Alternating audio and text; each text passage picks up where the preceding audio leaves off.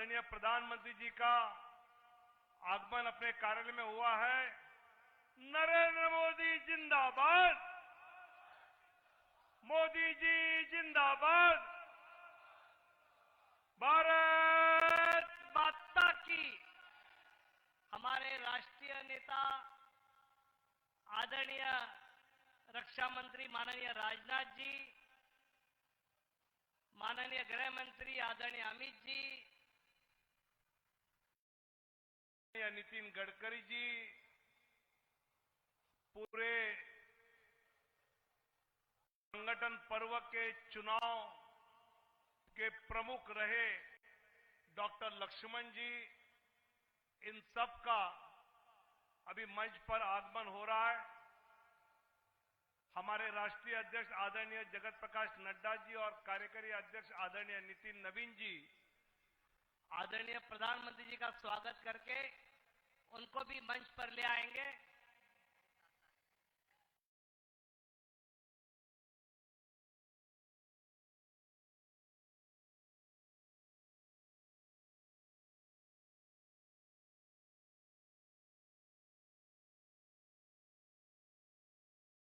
सभी हमारे मान्यवर नेता मंच पर आते ही अपने राष्ट्रीय अध्यक्ष के चुनाव प्रक्रिया का अंतिम चरण शुरू होगा।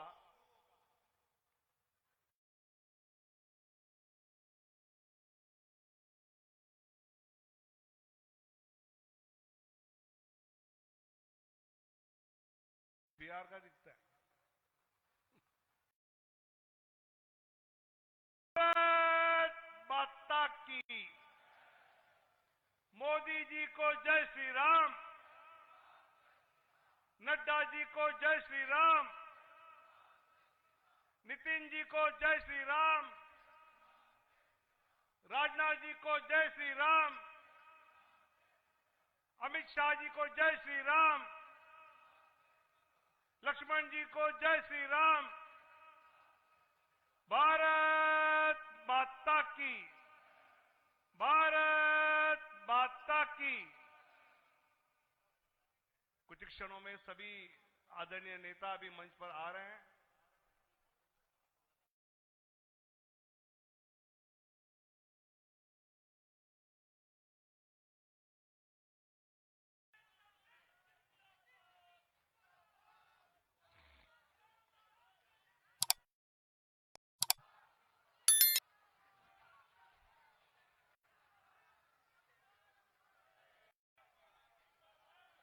सभी हमारे आदरणीय नेता, आदरणीय प्रधानमंत्री जी, आदरणीय अध्यक्ष जी यहां पर पधारे हैं। जोरदार नारों से हम स्वागत करेंगे। प्रधानमंत्री नरेंद्र मोदी जी, आदरणीय राजनाथ जी, आदरणीय गृह मंत्री अमित शाह जी, डॉक्टर लक्ष्मण जी, जोरदार तालियों से हम हमारे नेताओं का स्वागत करेंगे।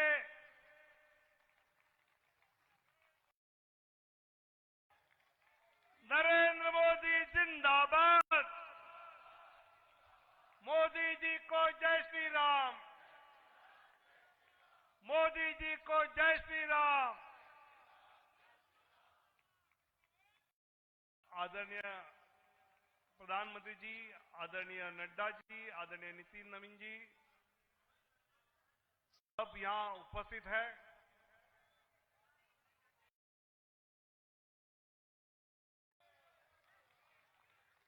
सब अपने आसन पर बैठ जाएंगे।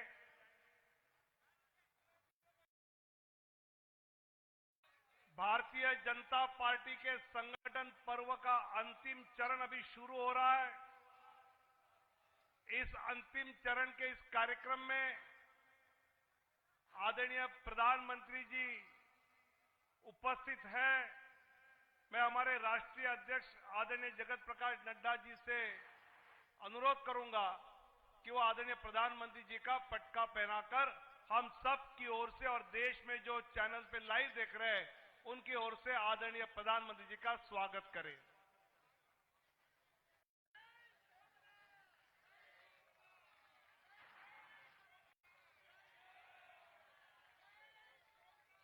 अपने राष्ट्रीय महामंत्री तरुण चुग जी से विनती करता हूं कि वो आदरणीय जगत प्रकाश नड्डा जी का स्वागत करें। हमारे राष्ट्रीय महामंत्री सुनील बंसल जी से अनुरोध करता हूं कि वो कार्यकारी अध्यक्ष आदरणीय नितिन नवीन जी का पटका पहनाकर स्वागत करें। दुष्यंत गौतम जी आदरणीय रक्षा मंत्री जी का स्वागत करें।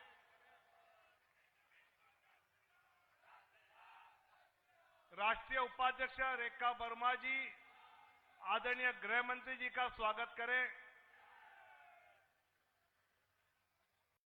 राष्ट्रीय सह कोषाध्यक्ष नरेश बंसल जी आदरणीय गडकरी जी का स्वागत करें। आदरणीय संबित पात्रा जी आदरणीय डॉक्टर लक्ष्मण जी का स्वागत करें।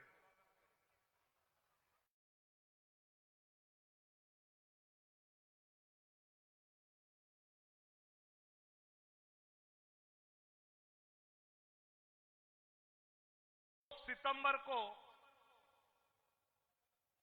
भारतीय जनता पार्टी के संगठन पर्व की शुरुआत आदरणीय प्रधानमंत्री जी ने मिस कॉल देकर प्रथम सदस्यता ग्रहण की।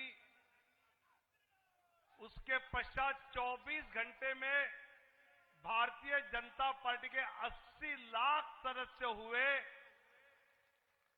50 दिनों में 12 करोड़ 25 लाख सदस्य हुए और आज की तारीख में 14 करोड़ 8 लाख सदस्य भारतीय जनता पार्टी के हुए हैं।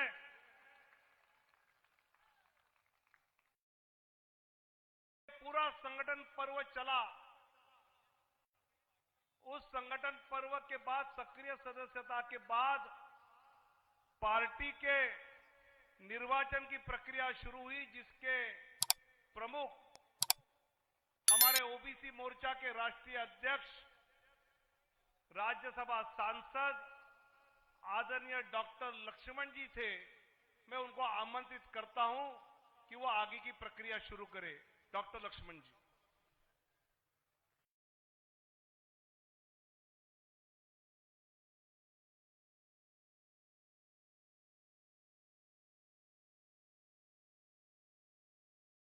आदरणीय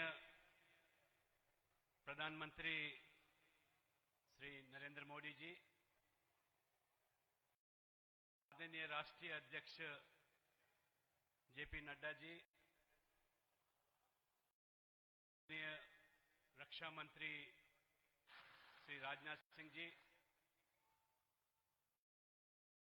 आदरणीय गृह मंत्री श्री अमित शाह जी, कार्यकारी अध्यक्ष आदरणीय श्री नितिन नवीन जी, आदरणीय केंद्र मंत्री नितिन गडकरी जी, अन्य महानुभावों, भाइयों और बहनों, आज का दिन हर्ष का अवसर है, क्योंकि संगठन पर्व के अंतर्गत पार्टी के संविधान के दिशा निर्देश के अनुसार पार्टी का नए राष्ट्रीय अध्यक्ष प्राप्त होने जा रहा है। संगठन पर्व के प्रथम चरण सदस्यता अभियान, जिसमें 14 करोड़ प्राथमिक सदस्य माने विश्व भर में सबसे बड़ी राजनीतिक दल के नाते उभर के आए हुए हमारे उस पार्टी के हम सदस्य हैं एवं 12 लाख सक्रिय सदस्य पंजीकृत किए गए। इसके उपरांत माननीय राष्ट्रीय अध्यक्ष श्री जेपी नड्डा जी ने मुझे डॉक्टर के लक्ष्मण के नाते राष्ट्रीय चुनाव अधिकारी के रूप में तथा श्रीमती रेखा वर्मा राष्ट्रीय उपाध्यक्ष और श्री नरेश बंसल जी सांसद राज्यसभा एवं राष्ट्रीय सह कोषाध्यक्ष और हमारे संबित पात्रा जी संसद राष्ट्रीय प्रवक्ता एवं समन्वयक उत्तर पूर्व प्रदेश को संगठन के पर्व के द्वितीय चरण के अंतर्गत संगठनात्मक चुनाव की देखरेख हेतु राष्ट्रीय सह चुनाव अधिकारी नियुक्त किया। इस नियुक्ति को राष्ट्रीय कार्यकारी ने स्वीकृति प्राप्त किया। इसके उपरांत प्रदेश एवं जिला चुनाव अधिकारियों को नियुक्त की गई थी। राष्ट्रीय एवं प्रदेश अपील समितियों का गठन किया।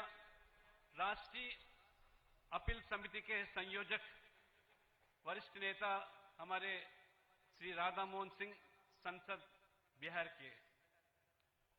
उसके उपरांत राष्ट्रीय स्तर पर आदरणीय बीएल संतोष जी के नेतृत्व में 3 कार्यशाला आयोजित की गई तथा प्रत्येक प्रदेश में 2 कार्यशाला आयोजित की गई।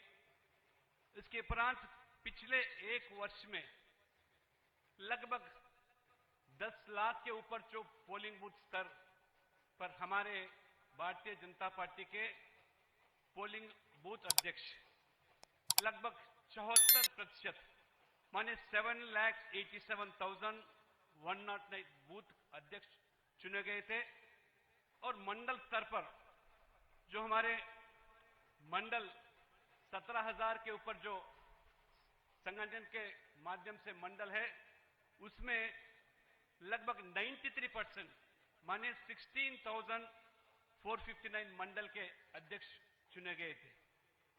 उसके बाद जिला स्तर पर हमारे संगठनात्मक दृष्टि से 1,033 जो जिला है उसमें से 94% आज हमारे 978 जिला अध्यक्ष चुने गए थे, विधिवत रूप से निर्वाचित किए गए थे। जिला अध्यक्ष के साथ साथ 5,070 प्रदेश परिषद सदस्यों भी निर्वाचन किया गया, जहां अपेक्षित संख्या का 80% है। 36 प्रदेशों में से हमारे संगठनात्मक दृष्टि से जो 36 प्रदेश है उसमें से 30 प्रदेश अध्यक्ष के चुनाव सफलतापूर्वक हुए थे, माने 81%, तथा उनके साथ 746 राष्ट्रीय परिषद सदस्यों का भी निर्वाचन किया गया है। संसदीय दल द्वारा 35 सदस्यों की राष्ट्रीय परिषद सदस्यों के रूप में निर्वाचित किया गया। कुल मिलाकर निर्वाचक मंडल में 5,708 सदस्य शामिल थे, जिसकी सूची 16 जनवरी को दोपहर 12 बजे केंद्रीय कार्यालय में विधिवत प्रकाशित की गई। 16 जनवरी को राष्ट्रीय अध्यक्ष निर्वाचन के कार्यक्रम से संबंधित अधिसूचना भी जारी की गई। अधिसूचना के अनुसार 19 जनवरी को दोपहर 2 बजे से 4 बजे तक नामांकन प्रक्रिया संपन्न हुई, जिसमें राष्ट्रीय अध्यक्ष पद के लिए 37 सेट नामांकन पत्र प्रस्तुत किए गए, जो सभी आदरणीय श्री नितिन नवीन जी के समर्थन में थे। नामांकन अवधि के पश्चात नामांकन पत्रों की जांच की गई और सभी नामांकन पत्र सही पाए गए थे। नामांकन वापसी की अवधि शाम 5 बजे से लेकर 6 बजे तक निर्धारित थी, जिसमें कोई भी नामांकन वापस नहीं लिया गया। यह संगठन पर सिर्फ बीजेपी के लिए एक प्रक्रिया नहीं है, यह लोकतंत्र का एक उत्सव है। अन्य राजनीतिक दल जहां परिवार केंद्रित राजनीतिक तक सीमित रहते हैं, वहीं बीजेपी एकमात्र ऐसा दल है जो अपने नेतृत्व का चुनाव पारदर्शी, समावेशी और पूरी तरह लोकतांत्रिक तरीके से बूथ स्तर से लेकर राष्ट्रीय स्तर तक करती है। अब तक चुने गए राष्ट्रीय अध्यक्ष की श्रृंखला पर नजर डाले तो स्पष्ट होता है कि बीजेपी में उच्च पद और बड़ी जिम्मेदारियां विरासत में नहीं मिलती हैं। यहां इस सत्य का जीवित प्रमाण है कि समर्पण, जनसेवा, कठोर परिश्रम और देश की सेवा के माध्यम से ही यहां सम्मान और नेतृत्व प्राप्त किया जा सकता है। मैं माननीय आदरणीय प्रधानमंत्री श्री नरेंद्र मोदी जी, माननीय राष्ट्रीय अध्यक्ष श्री जेपी नड्डा जी तथा राष्ट्रीय कार्यकारिणी का हार्दिक आभार व्यक्त करता हूं, जिन्होंने संगठनात्मक चुनाव के संचालन का दायित्व हमारी टोली को सौंपा।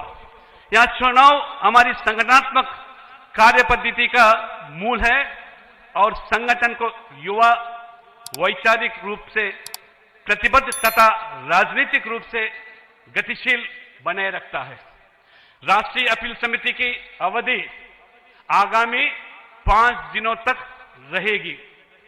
राष्ट्रीय चुनाव अधिकारी के दायित्व के अंतर्गत बूथ से लेकर प्रदेश अध्यक्ष तक की निर्धारित प्रक्रिया तथा कल संपन्न हुए नामांकन जांच एवं नामांकन वापसी की प्रक्रिया के पश्चात मैं डॉक्टर के लक्ष्मण के नाते भारतीय जनता पार्टी के नए राष्ट्रीय अध्यक्ष के रूप में श्री नितिन नवीन जी को नाम की घोषणा करता हूं। मैं उन्हें इस अवसर पर हार्दिक बधाई देता हूं तथा निर्वाचन प्रमाण पत्र प्रदान करता हूं। धन्यवाद। भारत माता की जय।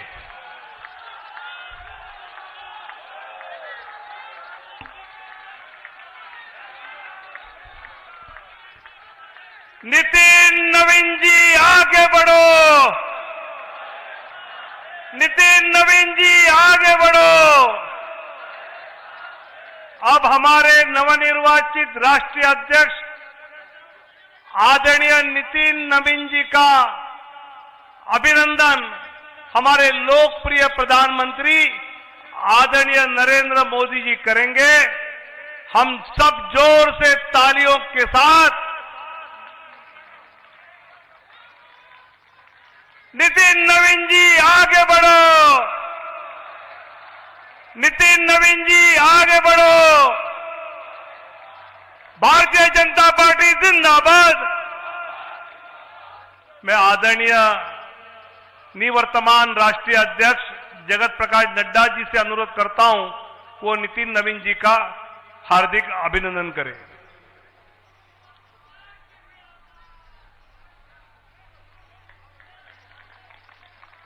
मैं आदरणीय रक्षा मंत्री माननीय राजनाथ जी से नम्र विनंती करता हूं कि वे नए अध्यक्ष जी का हार्दिक अभिनंदन करें।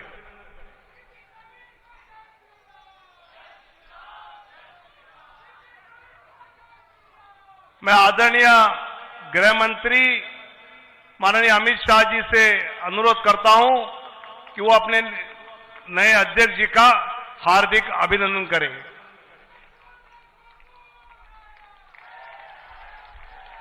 आदरणीय नितिन गडकरी जी से मैं नम्र विनंती करता हूं कि वो अपने नए अध्यक्ष जी का पुष्पमाला पहनाकर अभिनंदन करें। और अपने इस चुनाव के प्रमुख रहे डॉक्टर लक्ष्मण जी का विशेष धन्यवाद करते हुए उनको भी नम्र अनुरोध करता हूं कि वो नवनिर्वाचित राष्ट्रीय अध्यक्ष जी का पुष्पमाला पहनाकर हार्दिक अभिनंदन करें।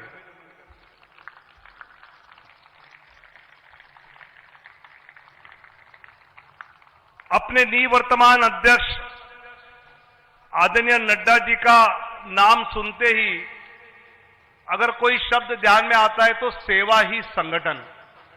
कोरोना के समय उनके मार्गदर्शन में पूरी पार्टी ने देश में जो जनता की सेवा की है, आदरणीय प्रधानमंत्री जी के नेतृत्व में ऐसे हमारे निवर्तमान राष्ट्रीय अध्यक्ष आदरणीय नड्डा जी से अनुरोध करता हूं कि वो हम सबको संबोधित करें।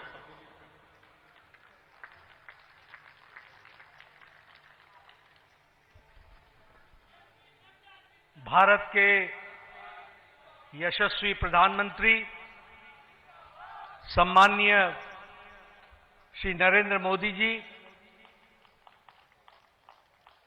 हम सबके बीच में उपस्थित मंच पर सभी पूर्व राष्ट्रीय अध्यक्ष आदरणीय राजनाथ सिंह जी, श्री अमित भाई शाह जी, नितिन गडकरी जी, हमारे चुनाव अधिकारी के लक्ष्मण जी, यहां उपस्थित संसदीय बोर्ड के सभी सदस्यगण, केंद्रीय मंत्रीगण, हमारे यहां पर उपस्थित सभी प्रदेशों से हमारे मुख्यमंत्री और उप मुख्यमंत्रीगण, प्रदेश अध्यक्षगण, प्रभारी, सहप्रभारी और देश भर के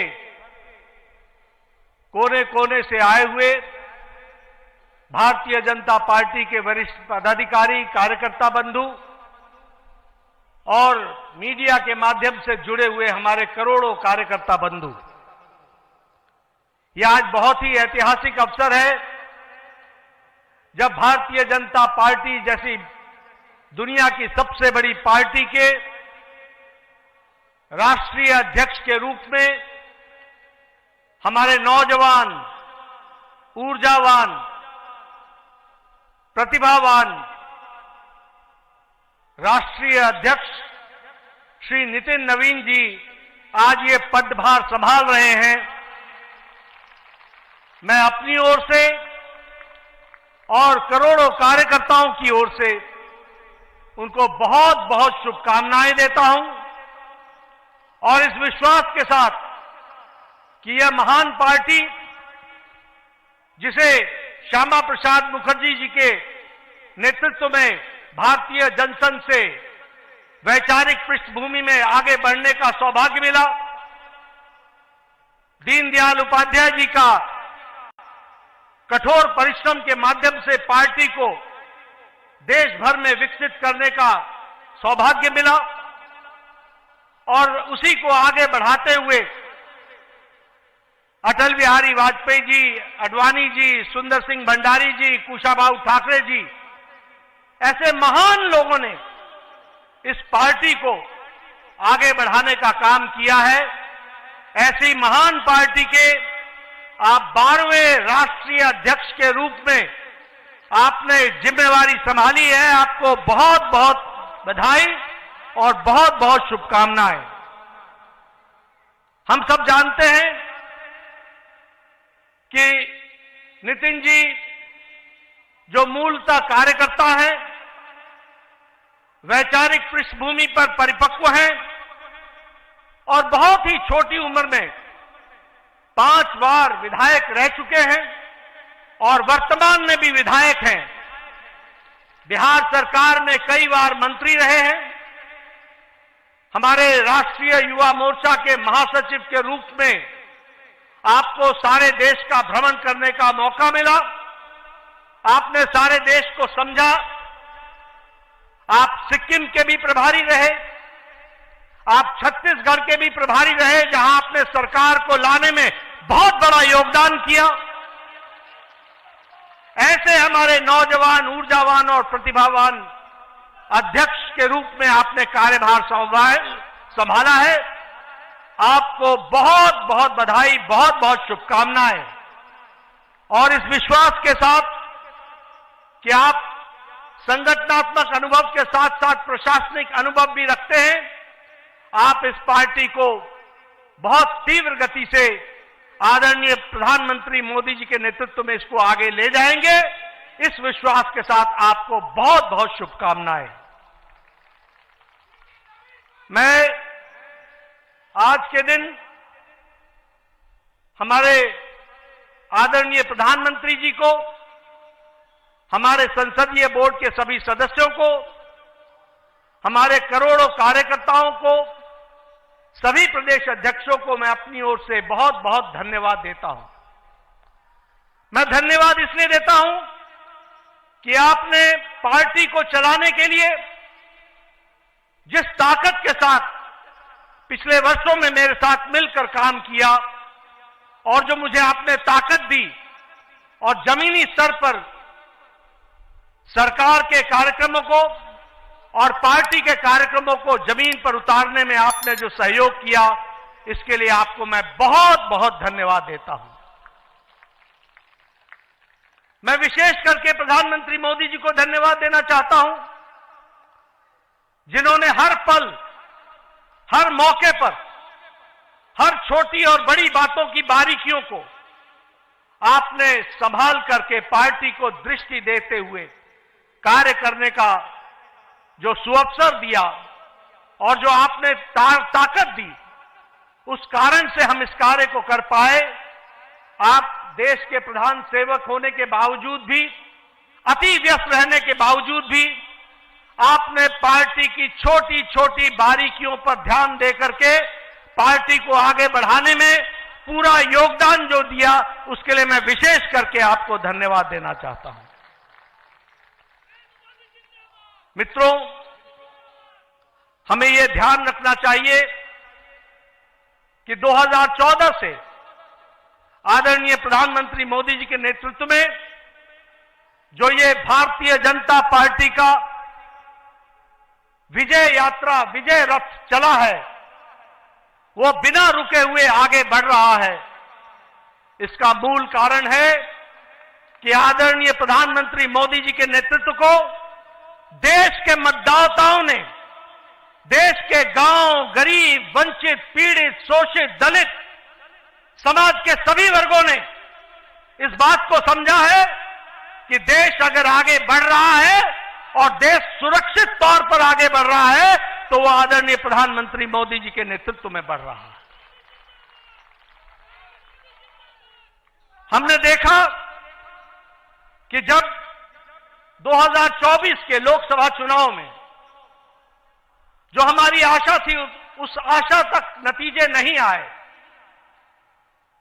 इस नतीजों ने न सिर्फ पार्टी बल्कि देश के जनमानस को हैरान किया। एक देश के मतदाताओं के मन में कसक पैदा हुई, देश के मतदाताओं के मन में एक टीस पैदा हुई और आपने देखा होगा कि देश के मतदाताओं ने ठान लिया कि अब कोई भी चुनाव आएगा तो मोदी जी को भरपूर आशीर्वाद देंगे और देश में पार्टी को आगे बढ़ाने में काम करेंगे।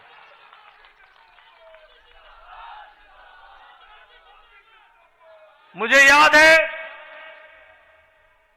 2024 के लोकसभा चुनाव के बाद विपक्ष के हौसले हरियाणा चुनाव में बुलंद थे।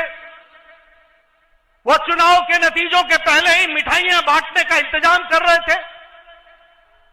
उनको यह मालूम नहीं था कि देश की मतदाताओं ने और हरियाणा के मतदाताओं ने तय कर लिया है, जो कभी ओवर कॉन्फिडेंस के कारण थोड़ी मोड़ी छोटी मोटी त्रुटि रह गई थी, उसको बाकायदा सूद समेत वापस देंगे और वह हरियाणा के चुनाव में उन्होंने करके दिया। हमने देखा महाराष्ट्र में रिकॉर्ड जीत आदरणीय मोदी जी के नेतृत्व में हम सबको मिली। हमने देखा हम यहां पर विजय उत्सव मनाते थे। विजय उत्सव में बार बार दिल्ली के कार्यकर्ता आते थे, लेकिन दिल्ली के कार्यकर्ता अपना दिल्ली का उत्सव नहीं मना पाते थे। लेकिन आपके नेतृत्व में 27 साल बाद दिल्ली में भी कमल खिला और दिल्ली में भी भारतीय जनता पार्टी की सरकार बनी। उसी तरीके से बिहार में हम चुनाव जीते, लेकिन चुनाव ही नहीं जीते, हाईएस्ट स्ट्राइक रेट के साथ हम चुनाव जीते। ये हमको ध्यान में रखना चाहिए। अभी अभी महाराष्ट्र के म्युनिसिपल कॉरपोरेशन के चुनाव हुए हैं। आपको जानकर खुशी होगी कि 29 में से 25 municipal corporation Bharatiya Janata party ने और एनडीए ने जीती है। और आपको जानकर यह भी खुशी होगी कि बीएमसी में, बॉम्बे म्युनिसिपल कॉरपोरेशन में, मुंबई म्युनिसिपल कॉरपोरेशन में हम लार्जेस्ट पार्टी के रूप में जीत करके आए हैं। इस तरीके से हमने देखा है। गोवा के पंचायत के चुनाव हमने जीते। हमारे राजीव चंद्रशेखर जी यहां बैठे हैं। तिरुवनंतपुरम में पहली बार कमल खिला है, केरला में, इसको भी हमको ध्यान में रखना चाहिए। और आजादी के बाद जितने भी लोकसभा चुनाव हुए, पहली बार लोकसभा में केरल में भी हमने चुनाव जीता। यह भी हमारे ध्यान में होना चाहिए। इसलिए प्रधानमंत्री मोदी जी के नेतृत्व में 2014 के बाद जो विजय रथ चला है, वो पूरी ताकत के साथ देश के मतदाताओं के आशीर्वाद के माध्यम से चलता हुआ आगे बढ़ रहा है। और अब वो नितिन नवीन जी के नेतृत्व में आगे बढ़ेगा, यह विश्वास हमें है। मैं यहां यह भी कहना चाहता हूं कि हमारी आज 20 राज्यों में सरकार है एनडीए की, 13 राज्यों में भारतीय जनता पार्टी की सरकार है। और अगर हम देखें तो गुजरात में हम 6 बार लगातार सरकार में विराजमान हैं। गुजरात में हम 4 बार से सरकार में हैं। हरियाणा में, गोवा में हम दूसरी बार, तीसरी बार सरकार बना रहे हैं। हम बिहार में, उत्तर प्रदेश में, महाराष्ट्र में, त्रिपुरा में, उत्तराखंड में, मणिपुर में, आसाम में हम दूसरी बार सरकार बना रहे हैं, बनाई हमने। यह हमको ध्यान में रखना चाहिए। इसलिए हम यह पूरे विश्वास के साथ कहना चाहते हैं कि आदरणीय प्रधानमंत्री मोदी जी के नेतृत्व में, नितिन नवीन जी की अध्यक्षता में भारतीय जनता पार्टी आने वाले समय में अब बंगाल में भी कमल खिलाएगी, बंगाल में भी कमल खिलाएगी। पुडुचेरी में और तमिलनाडु में हम सरकार बनाएंगे। असम में हम फिर से सरकार में आएंगे और केरल में भी हम अच्छे नतीजे देंगे। इस विश्वास के साथ हम आगे बढ़ रहे हैं। मैं आपके और प्रधानमंत्री जी के बीच में ज्यादा समय नहीं रहूंगा। आप सब लोग प्रधानमंत्री जी को सुनना चाहते हैं। मैं एक ही बात कहना चाहता हूं कि पिछले कुछ वर्षों में जो मुझे पार्टी ने जिम्मेवारी दी, मैं अपने सीमित जो हमारी कार्य करने की क्षमता रही, उसमें जो कुछ भी आप सबके सहयोग से कर सका, वह मैंने करने का प्रयास किया है। इस जिम्मेवारी को निभाते हुए अगर मैंने किसी के दिल को कहीं कुछ कहा हो जिससे चोट पहुंची हो, तो उसके लिए मैं क्षमा चाहूंगा। वह मैं अपनी जिम्मेवारी को निभाने के लिए मैंने कहा होगा। लेकिन आप सब लोगों ने जिस तरीके से पार्टी के लिए दिन रात मेहनत की है, उसके लिए मैं आपके माध्यम से करोड़ों करोड़ों कार्यकर्ताओं को बहुत बहुत धन्यवाद देता हूं कि उनके माध्यम से हम पार्टी को सफलतम तरीके से आगे बढ़ाने में सफल हुए हैं। और आगे नितिन नवीन जी पूरी ताकत से इस पार्टी को, इस महान पार्टी को, दुनिया की सबसे बड़ी पार्टी को आगे ले जाने में कोई कसर नहीं छोड़ेंगे। और हम सब लोग मिलकर उनका सहयोग करते हुए पार्टी को और नई बुलंदियों पर ले जाएंगे। और जो नई स्थान हमारे छूट गए हैं प्रदेश, वहां भी कमल खिलाएंगे। इन्हीं शब्दों के साथ बहुत बहुत धन्यवाद। जय भारत।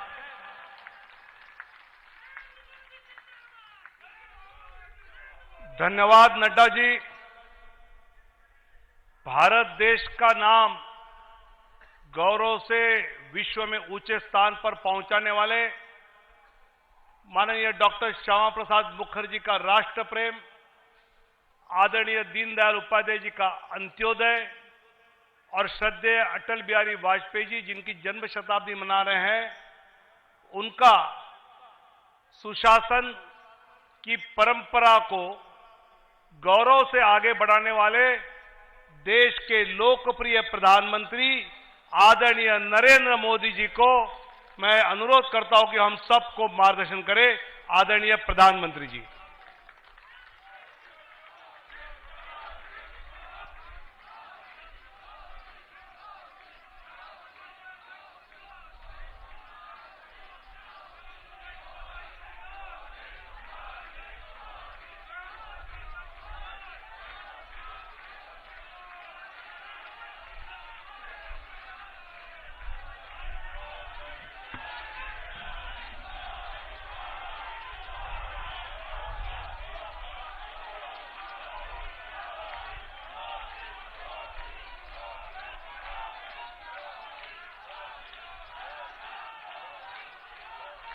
भारत माता की,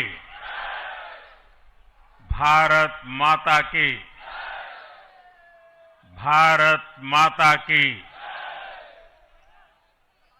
भारतीय जनता पार्टी के नवीन अध्यक्ष माननीय नितिन नवीन जी, हमारे पूर्व अध्यक्ष जेपी नड्डा जी, भाजपा परिवार के अन्य सभी वरिष्ठजन, देश भर से आए कार्यकर्ता साथी, देवी और सज्जनों, सर्वप्रथम माननीय नितिन नवीन जी को दुनिया के सबसे बड़े राजनीतिक दल का अध्यक्ष चुने जाने पर बहुत बहुत बधाई देता हूं, बहुत बहुत शुभकामनाएं देता हूं। बीते कई महीनों से संगठन पर्व यानी कि पार्टी का छोटी सी इकाई से लेकर के राष्ट्रीय अध्यक्ष चुनने की एक व्यापक प्रक्रिया 100% लोकतंत्र तरीके से भारतीय जनता पार्टी के संविधान के स्पिरिट को और उसमें बताई गई हर बात को ध्यान में रख करके लगातार चल रही थी। आज उसका विधि पूर्वक समापन हुआ है। संगठन पर्व का ये विशाल आयोजन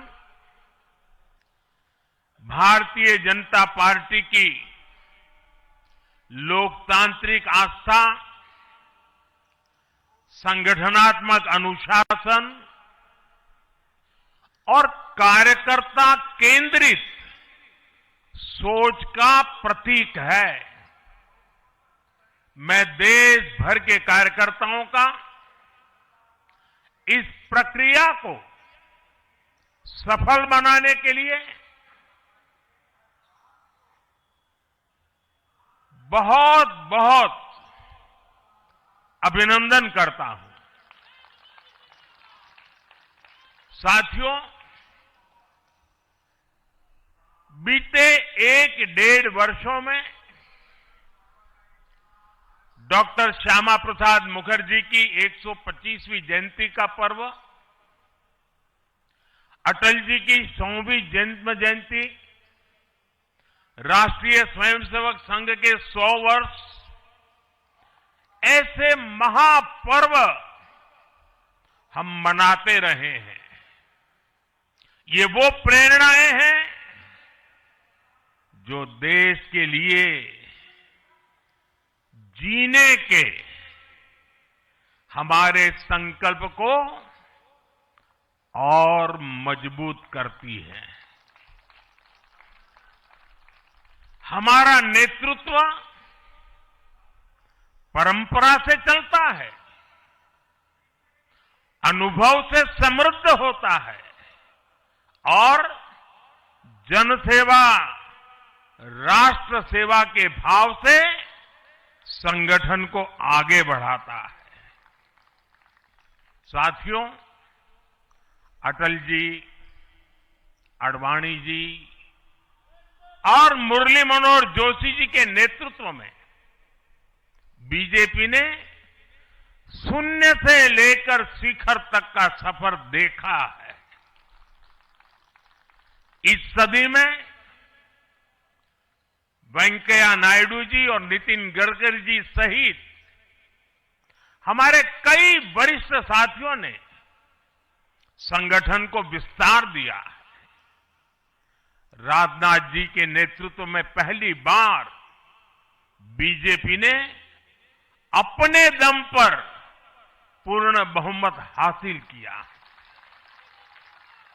फिर अमित भाई के नेतृत्व में देश के अनेक राज्यों में भाजपा की सरकारें बनी। लगातार दूसरी बार केंद्र में बीजेपी की सरकार बनी।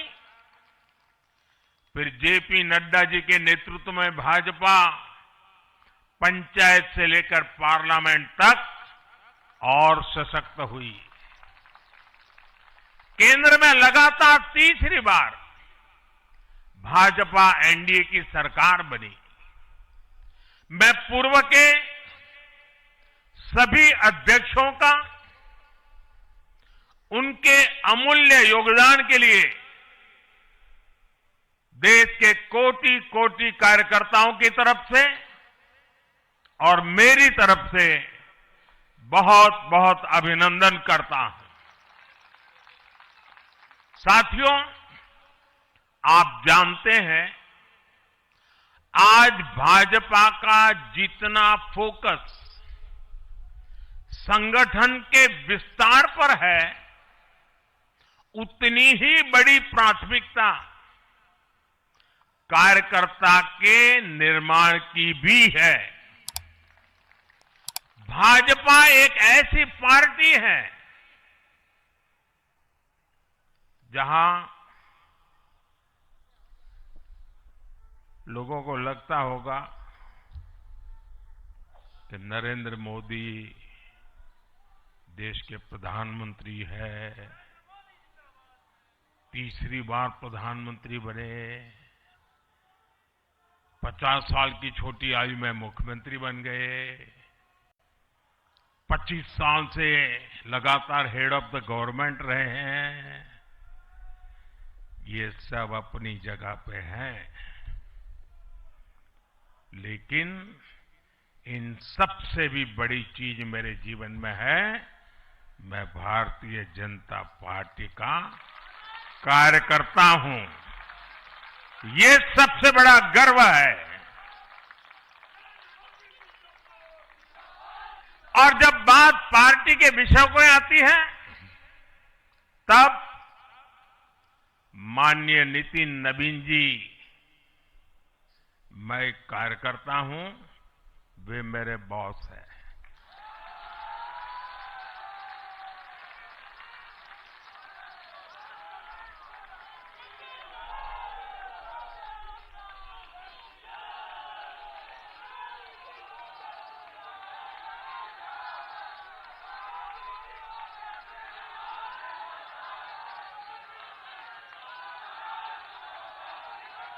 अब माननीय नितिन नवीन जी हम सभी के अध्यक्ष हैं।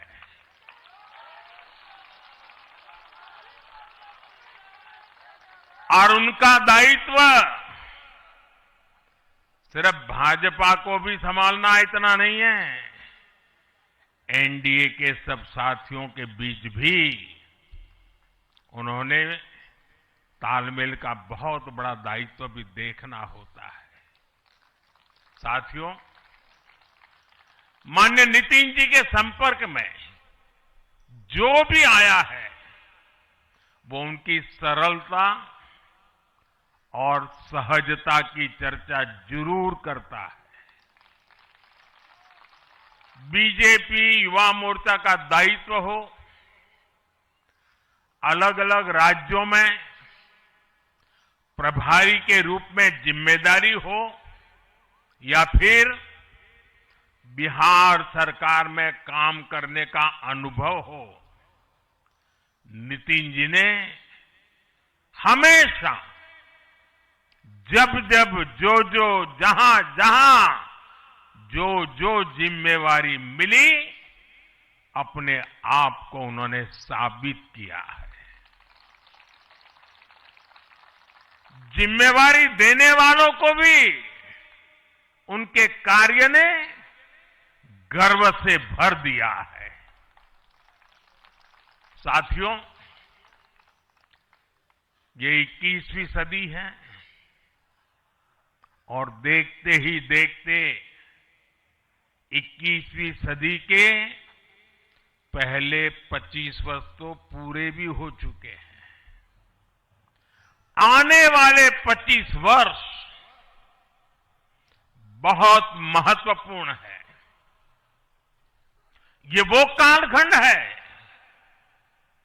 जब विकसित भारत का निर्माण होना है और होना तय है।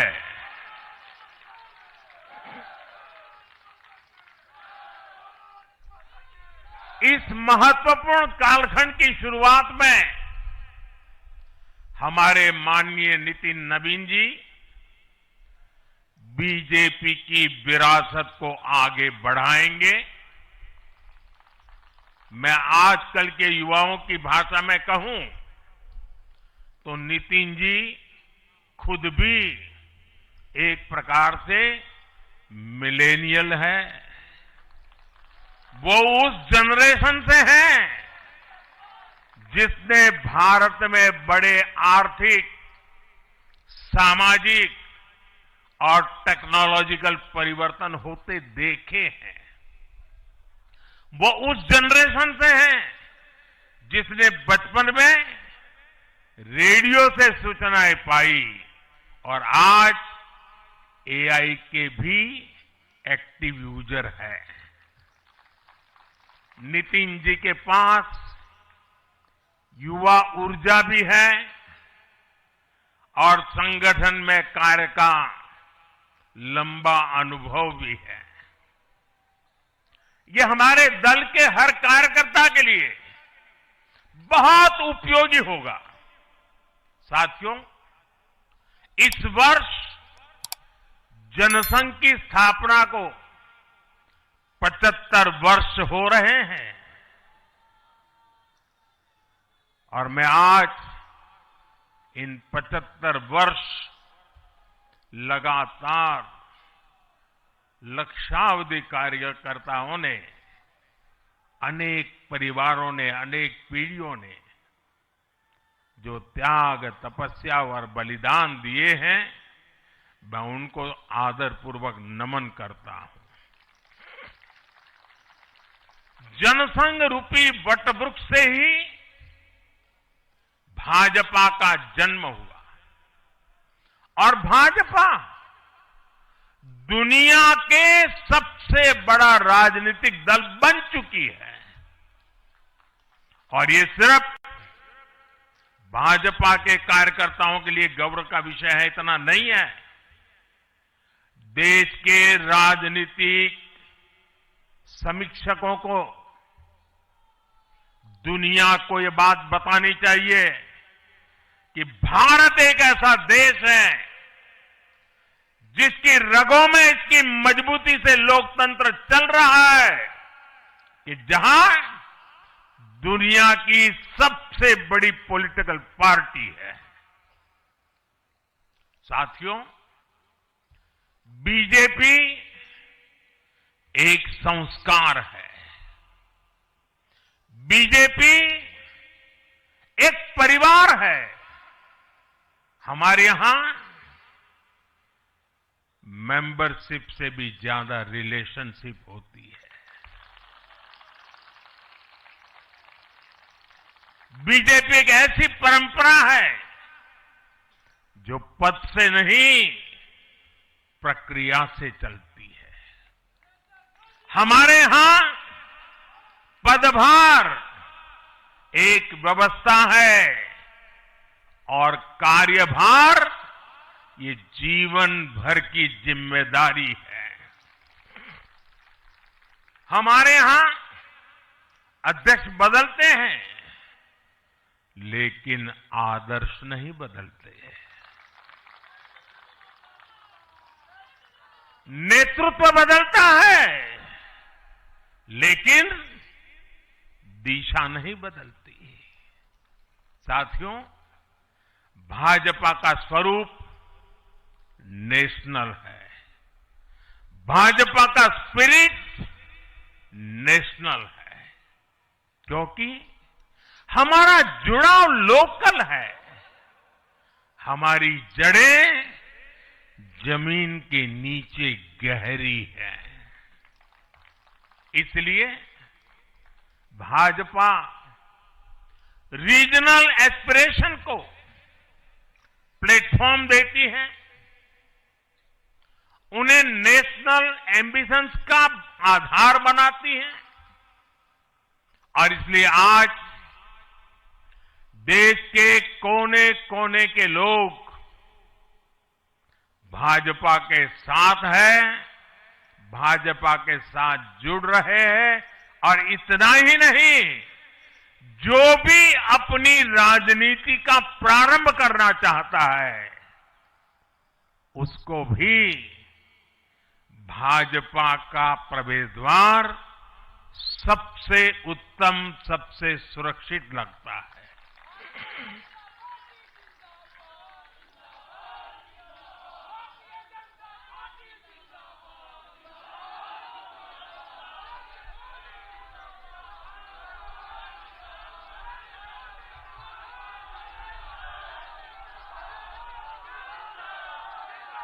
साथियों,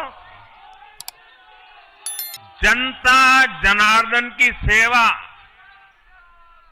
ये हमारे लिए हमेशा सर्वोपरि रही है। हमने सत्ता को सुख का नहीं, बल्कि सेवा का माध्यम बनाया है। इसलिए भाजपा पर जनता का विश्वास निरंतर मजबूत होता गया है। अगर बीते 11 वर्षों की ही बात करें, तो भाजपा की यात्रा जन विश्वास अर्जित करने की अद्भुत यात्रा रही है। बीते 11 वर्षों में बीजेपी ने हरियाणा, असम, त्रिपुरा और ओडिशा में पहली बार अपने सामर्थ्य से सरकार बनाई। पश्चिम बंगाल और तेलंगाना में भाजपा जनता की एक बड़ी आवाज बनकर उभरी है। अक्सर होता यह है कि लंबे कार्यकाल के बाद सरकारों के लिए टिके रहना मुश्किल होता है, लेकिन बीजेपी ने इस ट्रेंड को भी तोड़ दिया है। गुजरात हो, मध्य प्रदेश हो, महाराष्ट्र हो, बिहार हो, इन सभी राज्यों में कई कार्यकाल के बावजूद बीजेपी पहले से भी बड़े जनादेश के साथ सरकार में लौटी है। साथियों, बीते 1.5-2 वर्षों में तो भाजपा पर जनता का भरोसा और मजबूत हुआ है। विधानसभा हो या स्थानीय निकाय, बीजेपी की स्ट्राइक रेट अभूतपूर्व रही है। इस दौरान देश में 6 राज्यों में विधानसभा चुनाव हुए हैं। इनमें से 4 चुनाव बीजेपी एनडीए ने जीते हैं। साथियों, आज भाजपा सिर्फ संसद और विधानसभा की नहीं, बल्कि नगर पालिकाओं और नगर निगमों में भी पहली पसंद है। और इसका ताजा उदाहरण अभी अभी हमारा महाराष्ट्र है। हाल में जो मेयर और पार्षदों के चुनाव परिणाम सामने आए, अभूतपूर्व है। बीजेपी महाराष्ट्र के स्थानीय निकायों में नंबर 1 पार्टी बनी है। कुल 29 में से 25 बड़े शहरों की जनता ने बीजेपी एनडीए को चुना है।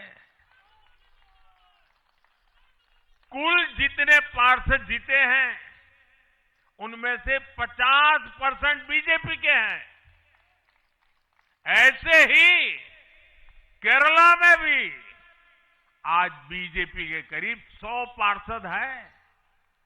केरला की राजधानी तिरुअनंतपुरम की जनता ने मेयर चुनाव में 45 साल बाद लेफ्ट से सत्ता छिनी और भाजपा पर भरोसा किया। मुझे पूरा विश्वास है कि आने वाले विधानसभा चुनावों में भी लोग केरला में बीजेपी को अवसर जरूर देंगे। साथियों, बीजेपी निरंतर जीत रही है, उसका विस्तार हो रहा है।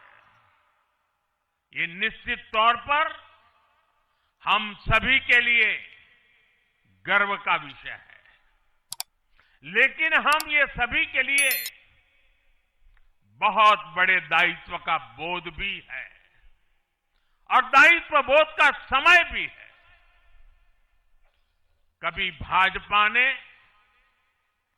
पार्टी विद अ डिफरेंस के रूप में अपनी यात्रा शुरू की थी।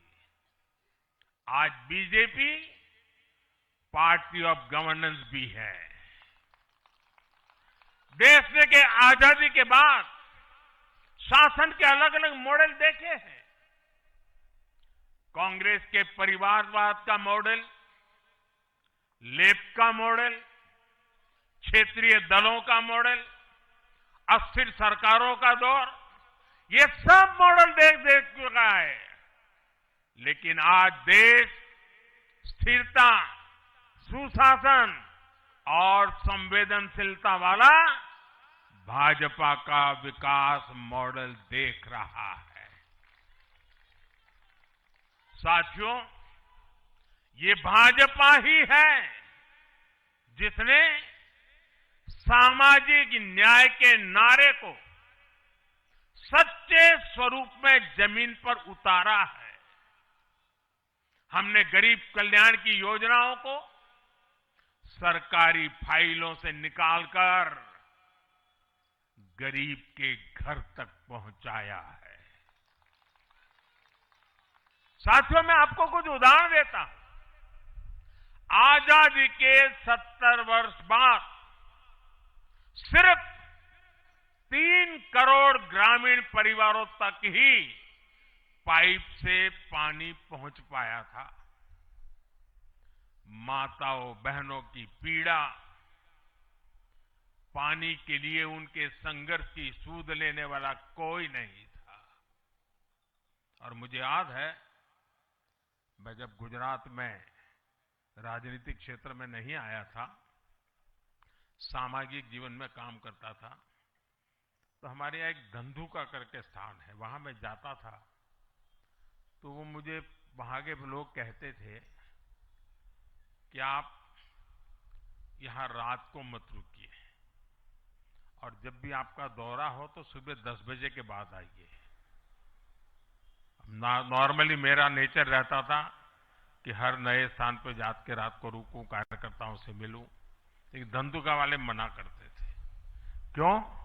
वो कहते पानी नहीं है, सुबह हम आपको स्नान करने के लिए पानी नहीं दे पाएंगे। वहां तो कहावत चलती थी कि बेटी को बंदूकें दो लेकिन धंधुके मत दो। यानी उसको बंदूक लगा मार दो, लेकिन धंधुके में शादी मत करो। पानी नहीं था। ये दर्द मैंने देखा है।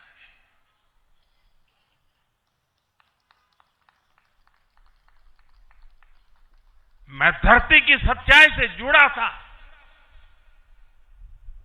माताओं बहनों की पीड़ा अपनी आंखों के सामने देखी थी, और तब हम जल जीवन मिशन लेकर आए, और सिर्फ 5-6 साल में 12 करोड़ से ज्यादा परिवारों को नल से जल की सुविधा से जोड़ा।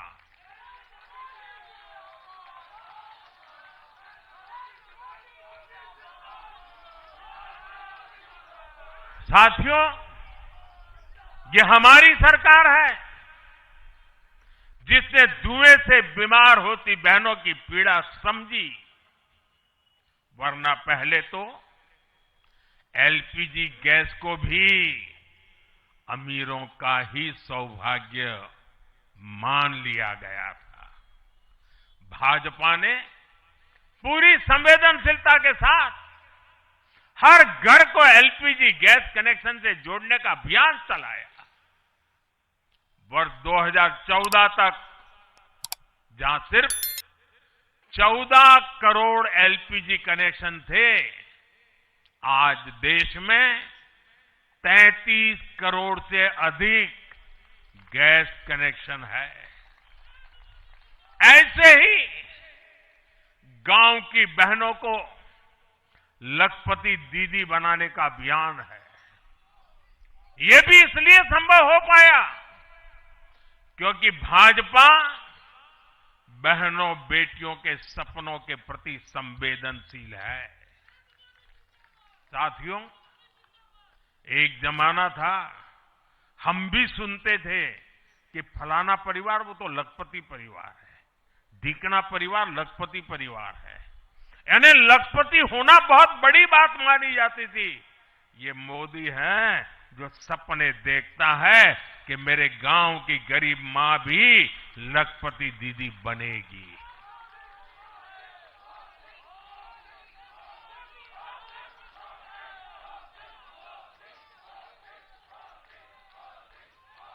साथियों, दशकों तक आदिवासी समाज को सिर्फ वोट बैंक से जोड़कर देखा गया, लेकिन संवेदनशील भाजपा ने, भाजपा के हमारे संस्कारों ने समाज के प्रति समान भाव की हमारी परंपरा के कारण भाजपा ने आदिवासियों में भी सबसे पिछड़ी जनजातियों की पीड़ा को समझा। उनके विकास के लिए पीएम जनमन योजना बनाई, और पीएम जनमन योजना के लाभार्थी इतने बिखरे हुए हैं और एक दो दूर दूर जंगलों में पड़े हैं। उनसे एक म्युनिसिपैलिटी की सीट भी जीती नहीं जा सकती है। वोट के हिसाब से कोई उनकी तरफ देखेगा नहीं, लेकिन जब वोट से ऊपर उठ करके संवेदनाएं होती हैं, समाज का कल्याण हमारे संस्कार होते हैं, तो पीएम जनमन योजना जन्म लेती है। आदिवासियों में भी अति पिछड़ा संख्या में भले ही कम है, लेकिन उनके प्रति हमारी संवेदना में कोई कमी नहीं है। साथियों, हमारा नॉर्थ ईस्ट, वहां वोटर उतने नहीं है, सीट भी उतनी नहीं है, इसलिए कांग्रेस की सरकारों में उन्हें बरसों तक उपेक्षित रखा गया। लेकिन संवेदनशील भाजपा ने नॉर्थ ईस्ट को दिल से भी जोड़ा और दिल्ली से भी जोड़ा। एक और उदाहरण आकांक्षी जिलों का है। हमारे देश में 100 से अधिक जिले ऐसे थे जिनको कांग्रेस सरकारें पिछड़ा घोषित करके भूल गई थी। इन जिलों को पनिशमेंट पोस्टिंग के लिए इस्तेमाल किया जाता था। यानी जिन अधिकारियों को सजा देनी होती थी तो उन्हें वहां भेजा जाता था। हमारी भाजपा सरकार ने इन जिलों को आकांक्षी जिले घोषित किया और प्राथमिकता के आधार पर इनके विकास के लिए काम किया। आज ये आकांक्षी जिले विकास के कई पैरामीटर्स पर अन्य जिलों से बेहतर प्रदर्शन कर रहे हैं। राज्य की एवरेज की बराबरी आकर के खड़े हो गए। साथियों, भाजपा का मंत्र है पिछड़ों को प्राथमिकता, पिछड़ों को प्राथमिकता। जिनकी किसी ने सूद नहीं ली, हमने उनकी साधना की है। जिनको किसी ने पूछा नहीं, मोदी ने उन्हें पूजा है। हमारी कार्य संस्कृति सर्वसमावेशी है, सर्वांगीण है, सर्वस्पर्शी है, सर्वहितकारी है, सर्व कल्याणकारी है। और ये कार्य संस्कृति गरीब को समान अवसर देने वाली है, गरीब को सशक्त करने वाली है। इसी वजह से सिर्फ एक दशक में 25 करोड़ लोगों ने गरीबी को पराजित किया है। और ये 25 करोड़ लोग कौन हैं? इनमें सबसे अधिक दलित, पिछड़े और आदिवासी परिवार है। साथियों, बीते वर्षों में जन विश्वास की जो पूंजी हमने अर्जित की है, उस भरोसे को कायम रखना बहुत बड़ी जरूरत है। देश की जनता 2047 तक विकसित भारत बनाने के लिए संकल्पित है। इसलिए बीते 11 वर्षों में रिफॉर्म्स की जो यात्रा हमने शुरू की है, वो अब रिफॉर्म एक्सप्रेस बन चुकी है। हमें राज्यों के स्तर पर, शहर की इकाइयों के स्तर पर, जहां भी भाजपा एनडीए सरकारें हैं, वहां रिफॉर्म्स की गति तेज करनी है। भाजपा सिटी गवर्नेंस का भी एक नया मॉडल देश के सामने प्रस्तुत कर रहे हैं। इस लक्ष्य के साथ हम आगे बढ़ना चाहते हैं। साथियों, जब हम सत्ता में नहीं भी थे, तब भी हम अपने मूल आदर्शों से कभी नहीं भटके। हम राष्ट्र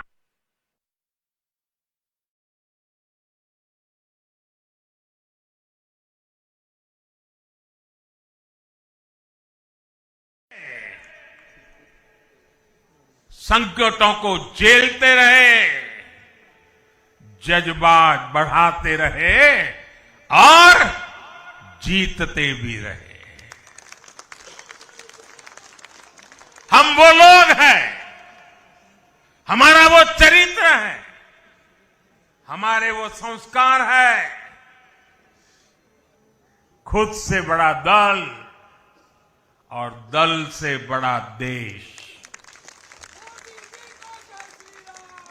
ये भाजपा के हर कार्यकर्ता का संस्कार है, भाजपा के हर कार्यकर्ता का जीवन मंत्र है। इसी भाव के साथ बीते 11 वर्षों में हमने अनेक चुनौतियों पर विजय पाई है। जम्मू कश्मीर से आर्टिकल 370 की दीवार गिराना हो, 3 तलाक के खिलाफ कानून बनाना हो, इनको कभी असंभव माना जाता था। आज ये हकीकत बन चुके हैं।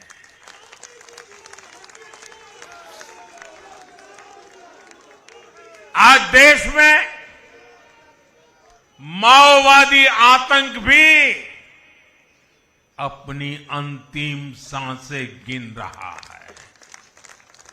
साथियों, आगे भी हमें हर चुनौती का पूरे सामर्थ्य से सामना करना है।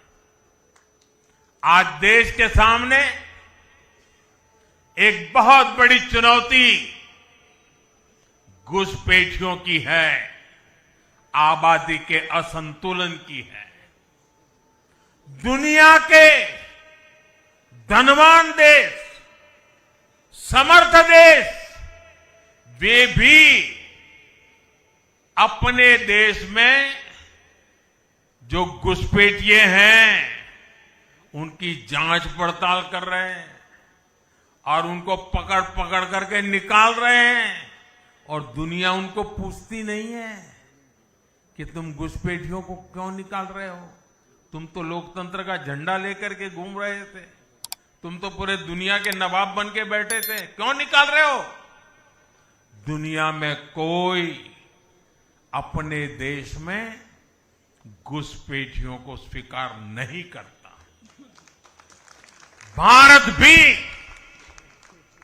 घुसपैठियों को अपने गरीबों, हमारे नौजवानों के हक कभी भी लूटने नहीं दे सकता।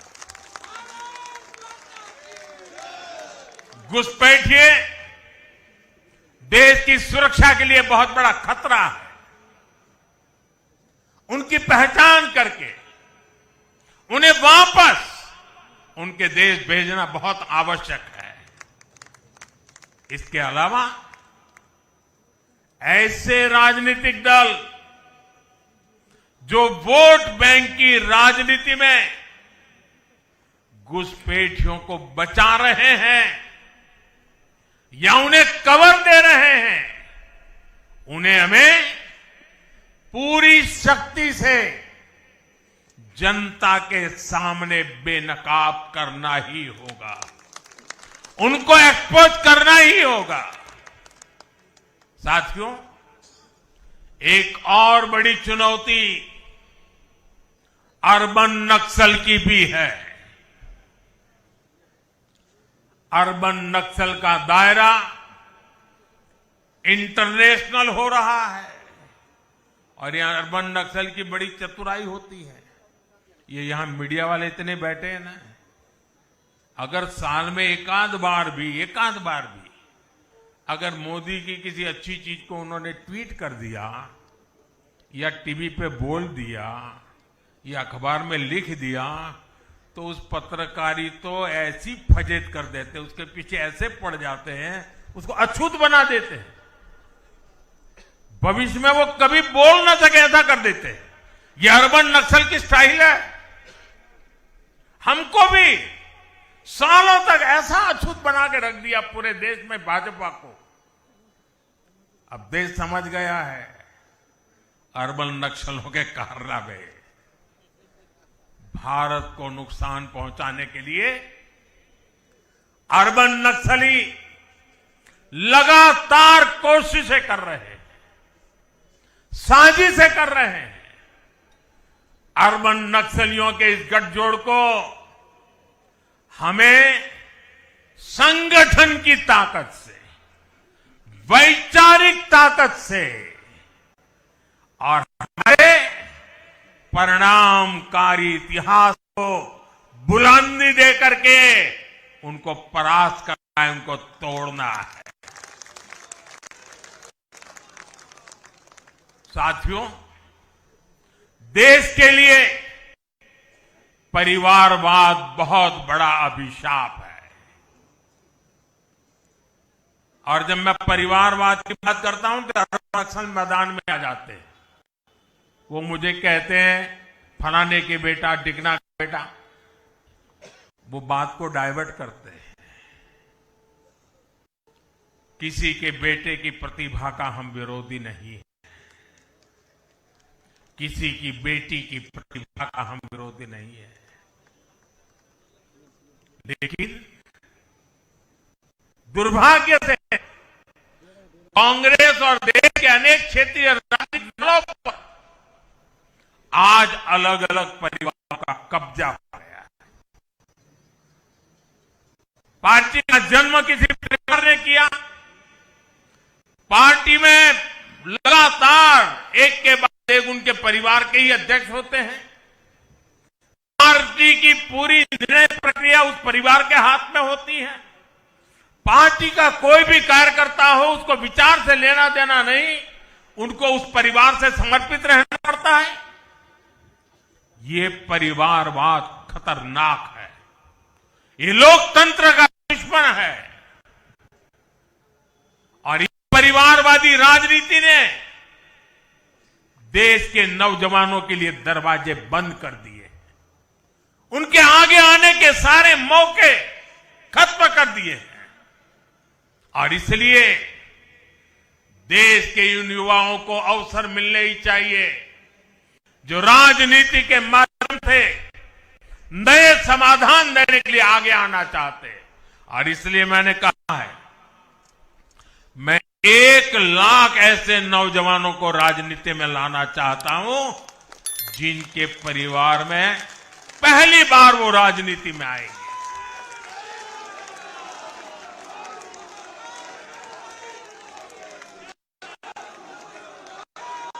साथियों, अपने इन प्रयासों के बीच हमें हर उस बुराई से दूर रहना है। और ये बात मैं जरा गंभीरता से बताना चाहता हूं। जनता हमें आशीर्वाद दे रही है, निरंतर आशीर्वाद दे रही है। हम जो कुछ भी है, जनता जनार्दन के आशीर्वाद के कारण, जो कुछ भी है, मेहनत कश समर्पित कार्यकर्ताओं के परिश्रम के कारण है। और इसलिए जब इतने बढ़ रहे हैं, इतना सम्मान मिल रहा है, इतनी स्वीकृति मिल रही है, तब हमारा दायित्व अनेक गुना बढ़ जाता है। और पल पल हमें सोचना चाहिए, वो कौन से कारण हैं जिन्होंने कांग्रेस पार्टी को बर्बाद कर दिया। वो कौन सी बुराइयां कांग्रेस में घुस गई जो आज कांग्रेस को तबाही के कगार पर लाकर के खड़ा कर दिया। हमें उन सारी बुराइयों से बचना है। ये बुराइयां किसी भी सूरत में हमारे भीतर नहीं आनी चाहिए। हमें इससे बच के रहना है। और जहां जहां हम बच के रहते हैं, हमें कोई मुकाबला नहीं कर पाता है। साथियों, आज देश को याद भी नहीं होगा कि 1984 में 1984 में कांग्रेस को 400 से अधिक सीटें मिली थी, नेहरू जी के जमाने से भी ज्यादा। और देश ने करीब करीब 50% वोट दिया था कांग्रेस को। लेकिन आज कांग्रेस 100 सीटों के लिए तरस गई है। कांग्रेस अपने इस घनघोर पतन की कभी समीक्षा नहीं करती, क्योंकि अगर समीक्षा करेंगे, ये पतन के कारणों की ओर जाएंगे, तो फिर उसी परिवार पर सवाल उठेंगे। जिस परिवार ने कांग्रेस पर कब्जा करके रखा है और इसलिए बहाने ढूंढते रहते हैं। पतन की तरफ सही कारण ढूंढने की हिम्मत तक खो चुके हैं वो लोग। साथियों, दूसरी तरफ भाजपा है।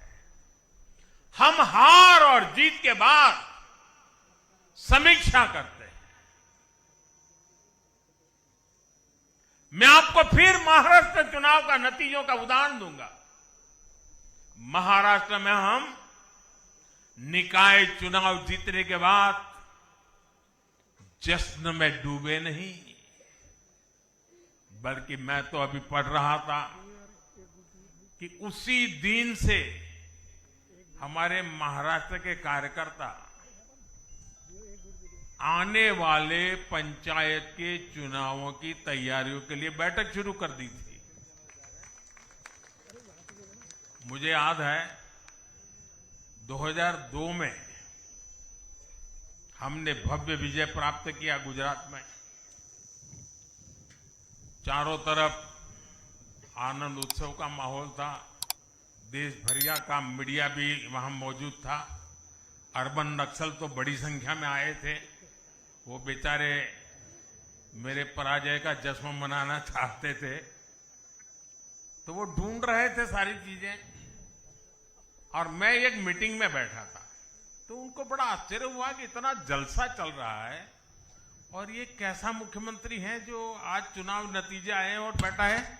और मैं क्या कर रहा था, मैं कार्यालय में मीटिंग ले रहा था और मैंने पूछा, अच्छा बताओ भाई इतनी हार क्यों गए?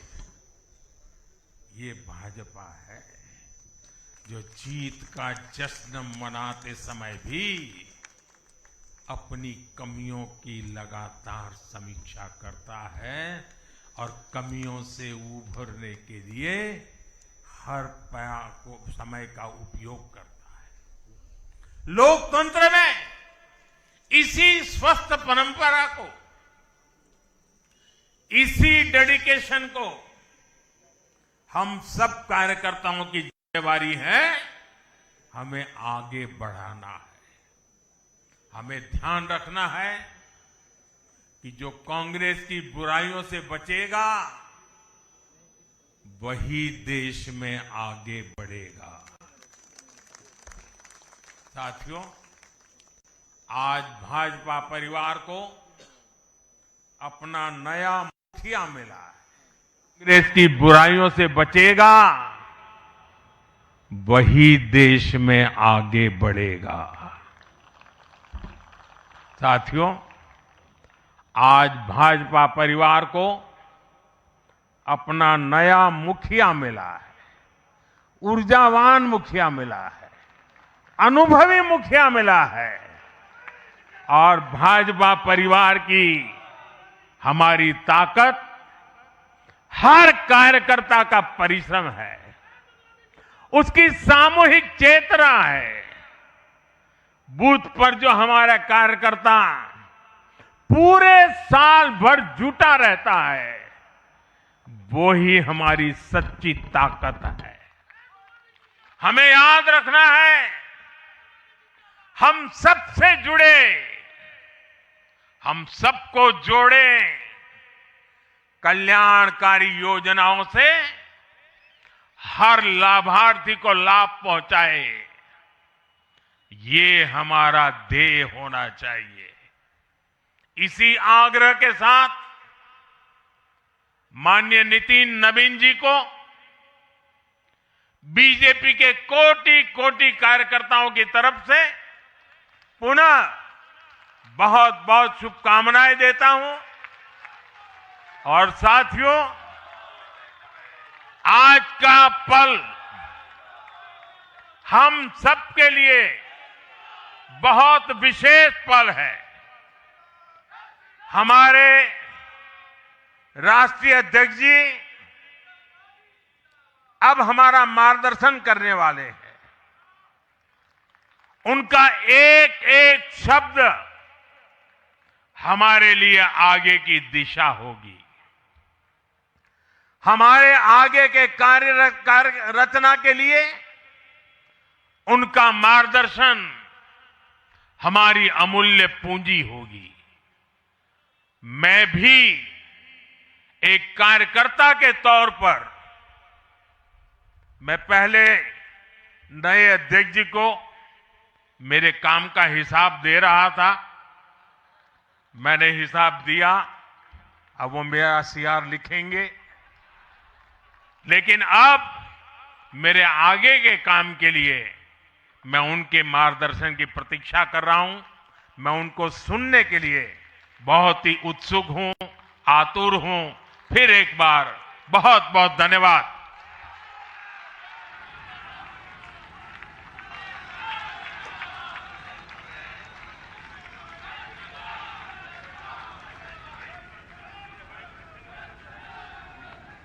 बहुत बहुत धन्यवाद आदरणीय प्रधानमंत्री जी।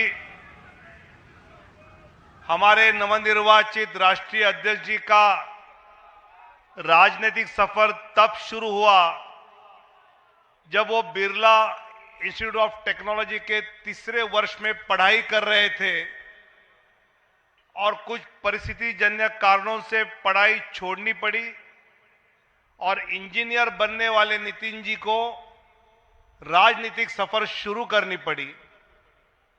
ऐसे संगठन कुशल, राजनीतिक कुशाग्रता और एक सफल प्रशासक रहे, सरल स्वभाव के संवेदनशील युवा नेतृत्व, जैसे आदरणीय प्रधानमंत्री जी ने कहा कि पूरा देश उनको सुनना चाहता है।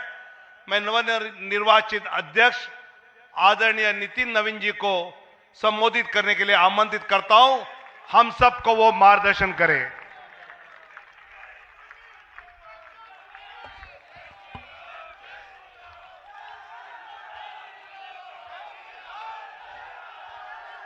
भारत माता की, भारत माता की। भारतीय जनता पार्टी जिंदाबाद, भारतीय जनता पार्टी जिंदाबाद। आज इस अवसर पर हमारे भारतीय जनता पार्टी के वैसे नेतृत्वकर्ता, जिन्होंने देश को ही नहीं पूरे विश्व को नेतृत्व दिया, और मैं कह सकता हूं एक प्रधान सेवक के रूप में जिस प्रकार से उन्होंने सेवा की है, वो हमारे कालखंड के सभी कार्यकर्ताओं के लिए प्रेरणादायी हैं। ऐसे अपने यशस्वी प्रधानमंत्री, विश्व के लोकप्रिय नेता श्री नरेंद्र मोदी जी का मैं सबसे प्रथम अभिवादन करता हूं कि 140 करोड़ जनता आपके इस सेवा भाव से हमेशा आपका अभिनंदन करना चाहती है। हमारे बीच में भारतीय जनता पार्टी के पूर्व के राष्ट्रीय अध्यक्ष, वर्तमान में भारत सरकार के रक्षा मंत्री आदरणीय श्री राजनाथ सिंह जी, भारतीय जनता पार्टी के पूर्व के अध्यक्ष और हमारे गृह मंत्री आदरणीय श्री अमित शाह जी, और मैं जिस शख्सियत को सबसे पहले आज के इस अवसर पर जरूर प्रणाम करना चाहता हूं और नमन करता हूं, अभिनंदन करता हूं, अपने निवर्तमान अध्यक्ष और भारत सरकार के केंद्रीय स्वास्थ्य मंत्री आदरणीय जेपी नड्डा जी को, हमारे पूर्व राष्ट्रीय अध्यक्ष और देश में सड़क परिवहन और राज्य मार्ग मंत्री के रूप में अपना अलग छवि बनाने वाले आदरणीय नितिन गडकरी जी, भारतीय जनता पार्टी के सभी संसदीय बोर्ड के सदस्यगण, राष्ट्रीय संगठन महामंत्री बीएल संतोष जी, और जिन्होंने इस पूरी चुनाव प्रक्रिया को और हम कह सकते इस संगठन पर्व को नेतृत्व दिया, वैसे अपने के लक्ष्मण जी, सभी राज्यों के माननीय मुख्यमंत्रीगण, हमारे सभी केंद्रीय मंत्रीगण, माननीय उप मुख्यमंत्रीगण, भारतीय जनता पार्टी के सभी राष्ट्रीय पदाधिकारीगण, सभी प्रदेशों से आए हुए हमारे माननीय प्रदेश अध्यक्षगण, माननीय संगठन महामंत्रीगण और हमारे सभी इस राष्ट्रीय परिषद के जो हमारे नुमाइंदे प्रतिनिधि यहाँ उपस्थित हुए हैं, मैं उन सभी को का अभिनंदन करता हूँ और साथ ही साथ देश भर के सभी कार्यकर्ताओं को और यहाँ पर उपस्थित सभी कार्यकर्ता भाइयों को भी बहुत बहुत अभिनंदन और धन्यवाद करता हूँ। आज मैं सर्वप्रथम हृदय की गहराइयों से आप सबका आभार व्यक्त करता हूं जो हमारे मंच पर शीर्ष पर बैठे हैं, हमारा शीर्ष नेतृत्व और यहाँ पर बैठा हुआ पार्टी का वैसा नेतृत्व जिसने हर बूथ तक भाजपा के विस्तार में योगदान दिया है। आपने मुझ जैसे सामान्य कार्यकर्ता को पार्टी का इस सर्वोच्च पद तक पहुंचाने का अवसर दिया है। मैं इसके लिए आप सभी को प्रणाम करता हूं। माननीय आदरणीय प्रधानमंत्री जी, मैं हृदय से आपका आभार व्यक्त इसलिए करता हूं क्योंकि हम लोग ने हमेशा दूर से ही एक कार्यकर्ता के रूप में किस प्रकार से आप देश सेवा का काम लगातार कर रहे हैं। हमने हमेशा देखा कि जब पहली बार मैं गुजरात के आनंद में आपके साथ एक कार्यक्रम में शिरकत किया था, मुझे याद है मैं उस समय राष्ट्रीय महामंत्री था और मैंने कहा, जब आपको उस समय सद्भावना मिशन के कार्यक्रम में एक एक व्यक्ति को सुनते देखा और जब कार्यक्रम की समाप्ति के बाद आपने अपना ग्रीन रूम में हम लोग से जब बातचीत किया तो किस भाव से वो इतने बड़ी संख्या में गुजरात के लोग आते क्यों हैं, आपने हम वहां पर बैठे हुए लोगों को समझाया कि ये व्यक्ति, ये जो इतने लोग आते हैं, ये केवल हमसे गुजरात की जो भावना जुड़ी है, जो विकास की भावना गुजरात को हमने अपने साथ जोड़ा है, इसके कारण इतने लोग आते हैं। मैंने उस दिन समझा कि एक व्यक्ति बड़ा तब बनता है जब लोगों की भावनाओं से अपने आप को जोड़ता है। मैं इसके लिए आज आपका इसलिए भी अभिनंदन करता हूं क्योंकि आपके कार्यकाल में मैंने देखा कि जो भाजपा की सोच रही है सर्वव्यापी और सर्वस्पर्शी, आपने उस सोच के साथ काम किया। आपने जो मूल मंत्र दिया, सबका साथ, सबका विकास, सबका विश्वास, सबका प्रयास, आज देश का हर पूरा जनमानस उसके साथ अपने आप को जोड़कर देख रहा है। मैं आज इस अवसर पर पुनः पूरे आदर और सम्मान के साथ अपने निवर्तमान अध्यक्ष जेपी नड्डा जी का अभिनंदन करता हूं, इसलिए कि पिछले कार्यकाल में मैंने देखा कि किस प्रकार से संगठन को आपने अभूतपूर्व रूप से विस्तार खुद करते हुए किया। साथ ही साथ कार्यकर्ता आधारित कैसे राजनीति हो, इसको आपने बढ़ाया। और अभी बहुत बड़ी बात हम लोगों सब लोगों ने देखा, जिस कोरोना कालखंड में एक एक व्यक्ति अपने घर के अंदर महफूज हो रहा था, उस समय सेवा के उस परंपरा को, सेवा की संस्कृति को आपने जिस प्रकार से समाज में भाजपा कार्यकर्ताओं से आह्वान किया कि आप जाइए, आगे बढ़िए और सेवा के भाव से इस देश में कोरोना कालखंड में लोगों की सेवा कीजिए। पूरा संगठन आपके साथ खड़ा रहा। माननीय प्रधानमंत्री जी का जो निर्देश था उसको आपने जिस तरीके से लागू किया वो हम सब कार्यकर्ताओं के लिए अनुकरणीय हुआ। और मैं इसलिए उस समय को याद करता हूं कि जब विपक्ष के लोग घर में दुबके थे और भाजपा कार्यकर्ता हर काल कोरोना के पीड़ितों की सेवा में लगा था, वो कहीं ना कहीं माननीय प्रधानमंत्री जी का यशस्वी नेतृत्व था, आपका मार्गदर्शन था, तभी हम उस कालखंड से, उस आपदा से निकलकर बाहर आ पाए। मैं आज इस अवसर पर पार्टी के अपने पूर्व के सभी राष्ट्रीय अध्यक्ष को स्मरण भी करता हूं और हमारे कई राष्ट्रीय अध्यक्ष जो यहां पर बैठे हैं, मैं उनका भी अभिवादन करता हूं। मैं देखा हूं 2006 में मैं पहली बार जब विधायक बना, उस कालखंड से लेकर किस प्रकार माननीय हमारे पूर्व के राष्ट्रीय अध्यक्ष राजनाथ सिंह जी ने पार्टी के कामों को हमेशा हर कार्यकर्ता से जोड़ने का प्रयास किया। मैंने जब नितिन गडकरी जी को देखा तो मैंने देखा कि किस प्रकार से संगठन के हर मोर्चा और सेल को उन्होंने गढ़ने का काम किया। और मैंने जब गृह मंत्री जी को राष्ट्रीय अध्यक्ष के रूप में देखा तो बूथ तक के कार्यकर्ताओं की चिंता करते हुए मैंने उनको देखा। मैंने उनको इस रूप में देखा कि किस प्रकार से आज पार्टी का जिस स्थान पे हम लोग आज खड़े हैं, कार्यालय कार्यकर्ता के लिए मैं कह सकता हूं तीर्थ स्थान होता है, और जहां से कार्यकर्ता अपनी ताकत पाता है, उस कार्यालय को भी आपने किस प्रकार से पूरे देश में एक निर्माण करने की योजना बनाई। और आज हर बूथ का कार्यकर्ता अपने आप को उस तीर्थ पर जाकर अपने आप को धन्य महसूस करता है। मैं आज अपने पूर्व के सभी राष्ट्रीय अध्यक्षों को इस अवसर पे बहुत बहुत अभिनंदन करता हूं और साथ ही साथ उन सब को स्मरण करते हुए उनका आभार व्यक्त करता हूं कि उन्होंने पार्टी को इस मुकाम तक पहुंचाने में बहुत बड़ा योगदान दिया है। मैं आज नमन करता हूं उन लाखों कार्यकर्ताओं को जिन्होंने पार्टी का संगठन, राष्ट्रवाद के विचार और भारत माता की मान बढ़ाने के लिए अपना जीवन न्यौछावर किया। आज उनकी तपस्या और त्याग ही है का परिणाम है कि आज पार्टी इस ऊंचाई तक पहुंच पाई है। मैं उस भूमि से आता हूं जहां महात्मा बुद्ध, महावीर, चाणक्य, सम्राट अशोक, आर्यभट्ट, गुरु गोविंद सिंह, जेपी, राजेंद्र बाबू और जननायक कर्पूरी ठाकुर की वो भूमि को भी मैं नमन करता हूं, उस पाटलिपुत्रा की भूमि को भी नमन करता हूं। साथ ही साथ इस अवसर पे मैं अपने माता और पिता को भी निश्चित रूप से स्मरण करते हुए उनको नमन करता हूं, क्योंकि कहीं ना कहीं आज मेरे व्यक्तित्व में किसी एक शख्सियत का मैं मानता हूं तो निश्चित रूप से मेरे माता पिता का संस्कार, पार्टी का विचार और कहीं ना कहीं मेरे बड़ों का मार्गदर्शन मुझे यहाँ तक पहुँचाया है और मेरे कार्यकर्ताओं का स्नेह मुझे यहाँ पर पहुँचाया है।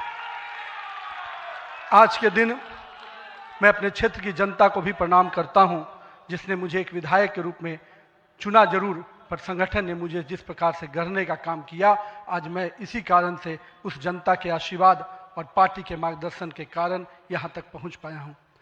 आज का क्षण मेरे लिए संकल्प का क्षण है। आज सिर्फ एक पद को धारण नहीं कर रहा हूँ, मैं पार्टी के इस विचार को, परंपराओं को, एक राष्ट्रवादी आंदोलन की जिम्मेदारी को स्वीकार कर रहा हूँ।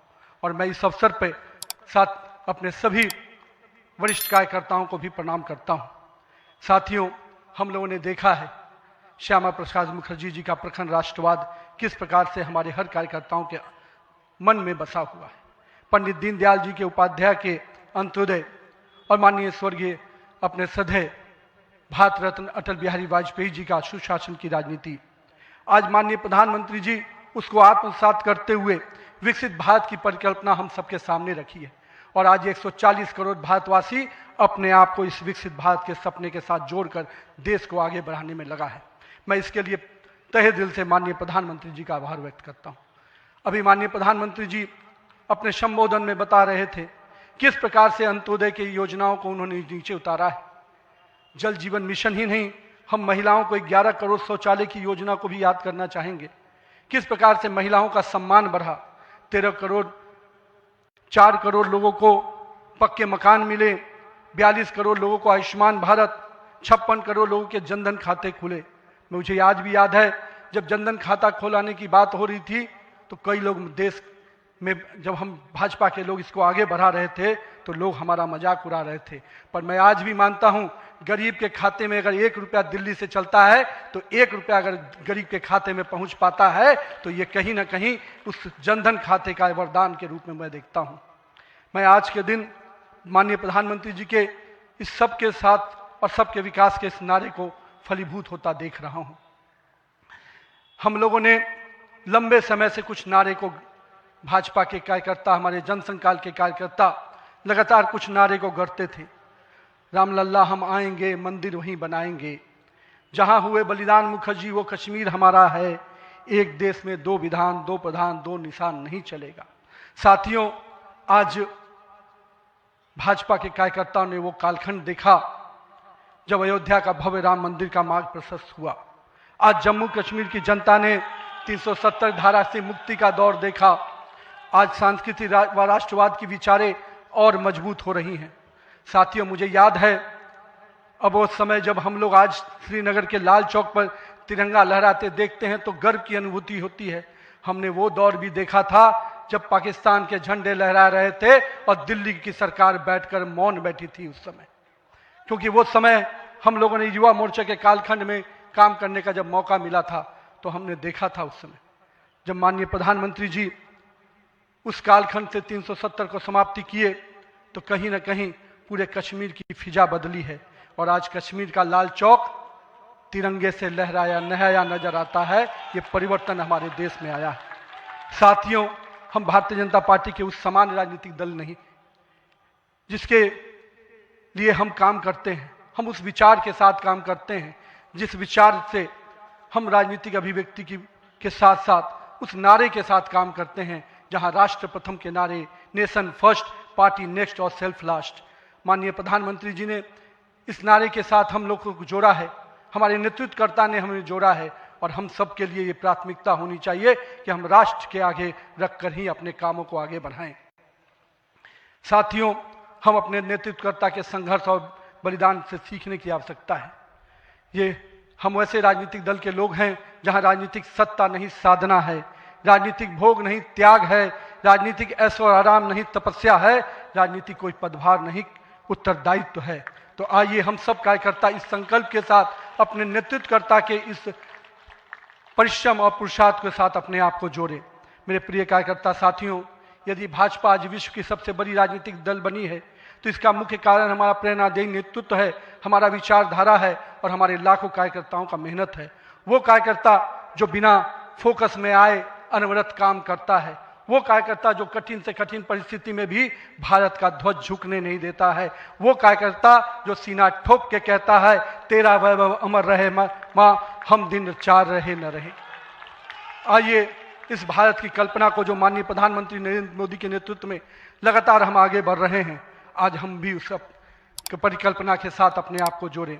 हमारे नेताओं कार्यकर्ताओं का परिश्रम ही है जो आज हम यहाँ तक पहुँचे हैं, लेकिन वर्तमान पीढ़ी को भी अपने हिस्से का त्याग, तपस्या और पुरुषार्थ करना होगा, क्योंकि विकसित भारत के अगर संकल्प को सिद्धि तक पहुंचाना है, एक ऐसा भारत जहां समृद्धि भी हो, सशक्त भी हो, समरस भी हो, आत्मनिर्भर भी हो, तो हमारे कालखंड के कार्यकर्ताओं को भी अपने हिस्से का पुरुषार्थ, त्याग और तपस्या करना पड़ेगा। साथियों, हमारे प्रधानमंत्री जी ने हमेशा अलग अलग समूहों की बात की। अमृतकाल के लिए 4 समूहों की जो बात की, उसमें युवा, महिला, किसान और गरीब है। हमें अब इन नई पहचानों के साथ आगे बढ़ना है, तभी हम आधुनिक, प्रगतिशील और विकसित भारत की कल्पना को साकार कर पाएंगे। आज 15 अगस्त 2024 के दिन जब माननीय प्रधानमंत्री जी ने आज भी उसकी चर्चा की, और 15 अगस्त 2024 को जब लाल किले की प्राचीर से माननीय प्रधानमंत्री जी ने युवाओं को सार्वजनिक जीवन में आने का आह्वान किया, तो मैं देश के युवाओं से कहना चाहूँगा, राजनीति से दूरी समाधान नहीं, सक्रिय भागीदारी ही समाधान है। आइए एक सकारात्मक राजनीति के लिए युवाओं को आगे आने की आवश्यकता है। लेकिन साथ ही साथ मैं युवा साथियों से कहूँगा, मेरे भाइयों, राजनीति शॉर्टकट नहीं है, राजनीति 100 मीटर का रेस नहीं है, राजनीति लॉन्ग मैराथन है, जहां स्पीड का नहीं स्टेमिना का टेस्ट होगा। तो आइए राजनीति के इस पिच पर हम अपनी जड़ों को मजबूत कर कर काम करें। और भारतीय जनता पार्टी का वॉच टावर तो बहुत स्ट्रांग होता है मित्रों, इसलिए आप अपने बूथ में निरंतर रूप से काम करते रहिए, अपने मंडल में काम करते रहिए। भाजपा का वॉच टावर, भाजपा का केंद्रीय नेतृत्व इतना मजबूती तरीके से हर पारी से नजर रखता है, कहीं ना कहीं आपको भी उस मुकाम तक पहुंचाएगा।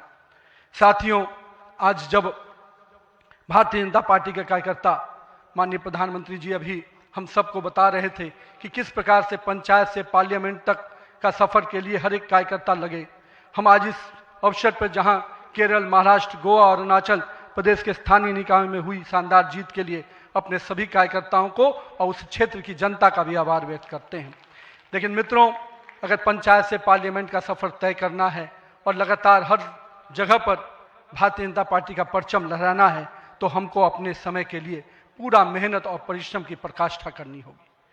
क्योंकि अगर 2047 का विकसित भारत बनाना है, तो हमको भी अपने पूरे मेहनत और परिश्रम के साथ उसमें जुड़ना होगा।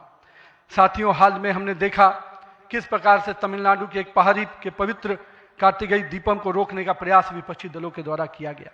यह नहीं है किसी रोकने के लिए विपक्ष के लोगों ने साजिश नहीं की। हमें याद है, हम लोग अभी हाल में देख रहे थे किस प्रकार से न्यायाधीश के विरुद्ध भी महाभियोग लाने का प्रयास किया गया। आज हम जब सोमनाथ की बात करते हैं और स्वाभिमान पर्व मनाने की प्रयास करते हैं, तो विपक्षी दलों के लोगों को तकलीफ होती है। हमारा मानना है कि इस तरह की परंपराओं को रोकने वाली ताकतों को परास्त करने की आवश्यकता है। राम सेतु के अस्तित्व को नकारने वाले, कार्तिकेय दीपम का विरोध करने वाली ताकतों को भारत की राजनीति में अब कोई स्थान नहीं मिल सकता, ऐसा हमें प्रयास करना है।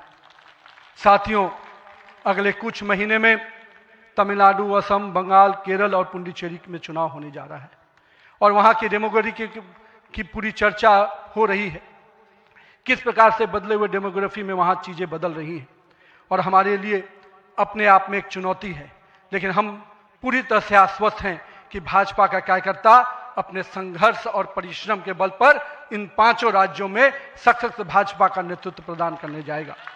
और हम हमेशा विश्वास करते हैं कि हमें अपनी आस्थाओं के केंद्र के लिए और सनातन परंपराओं को केंद्र को बचाने की लड़ाई अगर लड़नी है, तो निश्चित रूप से अपने देश को सुरक्षित रखने की लड़ाई लड़नी है, तो इन 5 राज्यों में हमें एक मजबूत ताकत बन के आना है। आज हमारे राष्ट्र की चेतना का उद्घोष का समय, वंदे मातरम का 150वीं वर्षगांठ मना रहे हैं। वंदे मातरम का स्मरण आते ही मन में ऊर्जा और उत्साह बढ़ जाता है। हमें पूरा ध्यान में है कि एक एक व्यक्ति जब वंदे मातरम का जय घोष करता है तो उसके अंदर से जो ऊर्जा आती है वही ऊर्जा इस देश को आगे बढ़ाने में काम आती है। तो आइए हम सबको मिलकर 150वीं वर्षगांठ को हर जन जन तक पहुंचाएं, हर युवा तक पहुंचाएं, हर महिला तक पहुंचाएं, क्योंकि वंदे मातरम हमारे अंदर का वो विश्वास है जो इस देश के विकास के साथ जुड़ेगा। सत्ता को सेवा का माध्यम बनाते हुए माननीय प्रधानमंत्री जी ने पिछले 25 वर्षों में जिस प्रकार से सरकार के मुखिया के रूप में गुजरात में और अब देश के प्रधानमंत्री के रूप में भारत के विकास में लगातार आप काम कर रहे हैं, निश्चित रूप से आपका प्रेरणादायी नेतृत्व हम जैसे नए कार्यकर्ताओं के लिए, हम जैसे पार्टी के कार्यकर्ताओं के लिए एक मापदंड है जिसको हम लोग निश्चित रूप से आपसे सीखते हैं। और मैं तो कहूँगा कि जिस सुशासन को मॉडल को आपने पूरे देश और विश्व में स्थापित किया है, अन्य सभी राज्य सरकारों को भी उस मॉडल के साथ काम करना चाहिए, तभी हम विकास के सही मापदंड को अंतिम व्यक्ति तक पहुंचा पाएंगे। आइए हम सब मिलकर विकसित भारत के संकल्प को पूरा करने की भागीदारी सुनिश्चित करें। एक शक्तिशाली गतिमान संगठन के साथ राष्ट्र निर्माण की इस यात्रा को नई ऊंचाइयों तक लेके चले। भारत माता की जय। वंदे मातरम।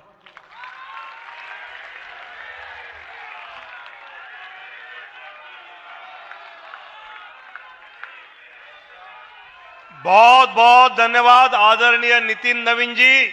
आपके प्रेरणादायी शब्दों से पूरे देश का भारतीय जनता पार्टी का कार्यकर्ता आपके शब्दों पे चलेगा, ये मुझे विश्वास है। मैं आदरणीय प्रधानमंत्री जी, सभी नेताओं का धन्यवाद करता हूं और अभी हम सब राष्ट्रगान से इस कार्यक्रम की समाप्ति करेंगे।